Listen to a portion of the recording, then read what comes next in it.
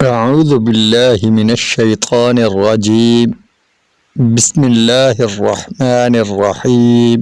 حضرت عائشہ صدیقہ رضی اللہ عنہا فرماتی ہیں کہ میں نے نبی کریم صلی اللہ علیہ وآلہ وسلم کو بعض نمازوں میں یہ دعا کرتے ہوئے سنا: اللہم حاسبنی حسابا یسیرا، اے اللہ میرا حساب آسان فرما۔ میں نے عرض کی: یا رسول اللہ صلی اللہ علیہ وآلہ وسلم، آسان حساب کا کیا مطلب ہے؟ رسول اللہ صلی اللہ علیہ وآلہ وسلم نے فرمایا: آسان حساب کا مطلب یہ ہے کہ بندے کے نامہ اعمال پر نظر ڈالی جائے اور اس سے درگزر کیا جائے، یعنی اس سے کوئی پوچھ گچھ اور جرح نہ کی جائے۔ بات یہ ہے کہ جس بندے کے حساب میں قیامت والے دن جرح کی جائے گی، اے عائشہ، اس دن اس بندے کی خیر نہیں، وہ ضرور ہلاک ہو جائے گا۔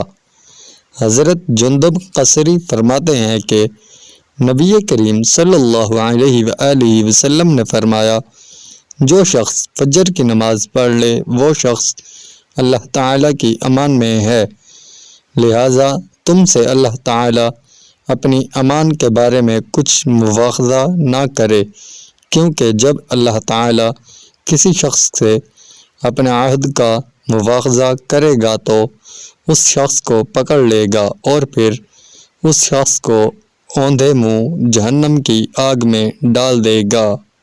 حضرت جابر رضی اللہ عنہ سے روایت ہے کہ رسول اللہ صلی اللہ علیہ وآلہ وسلم نے فرمایا: حمد اور صلاۃ کے بعد بہترین بات اللہ تعالیٰ کی کتاب ہے، اور بہترین طریقہ رسول اللہ صلی اللہ علیہ وآلہ وسلم کا طریقہ ہے، اور بدترین چیز دین اسلام کی بدعتیں ہیں، اور ہر بدعت گمراہی ہے۔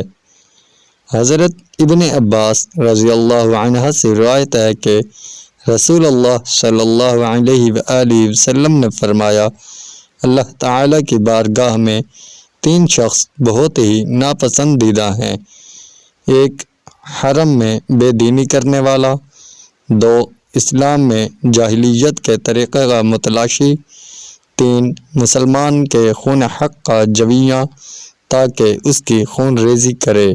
حضرت عمارہ ابن ربیبہ رضی اللہ عنہ سے روایت ہے کہ میں نے رسول اکرم صلی اللہ علیہ وآلہ وسلم کو یہ فرماتے ہوئے سنا ہے کہ وہ شخص ہرگز آگ میں داخل نہیں ہوگا جو شخص سورج نکلنے اور سورج ڈوبنے سے پہلے کی نمازوں کو پڑھتا رہے، یعنی فجر اور عصر۔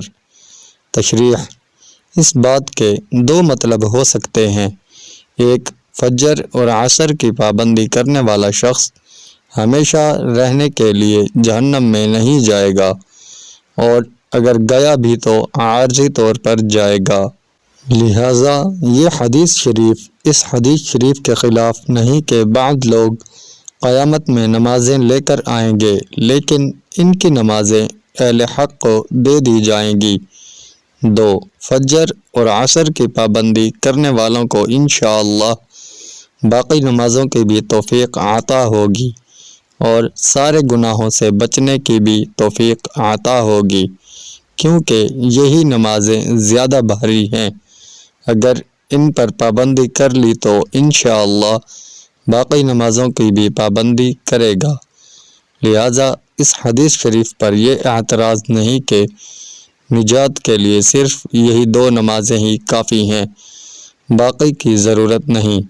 خیال رکھیں کہ ان 2 نمازوں میں دن اور رات کے فرشتے جمع ہوتے ہیں، اور یہ دن کے کناروں کی نمازیں ہیں، اور یہ دونوں نمازیں نفس پر گراں ہیں کہ صبح سونے کا وقت ہے اور عصر کاروبار کے فروغ کا وقت ہے، لہٰذا ان نمازوں کا درجہ زیادہ ہے۔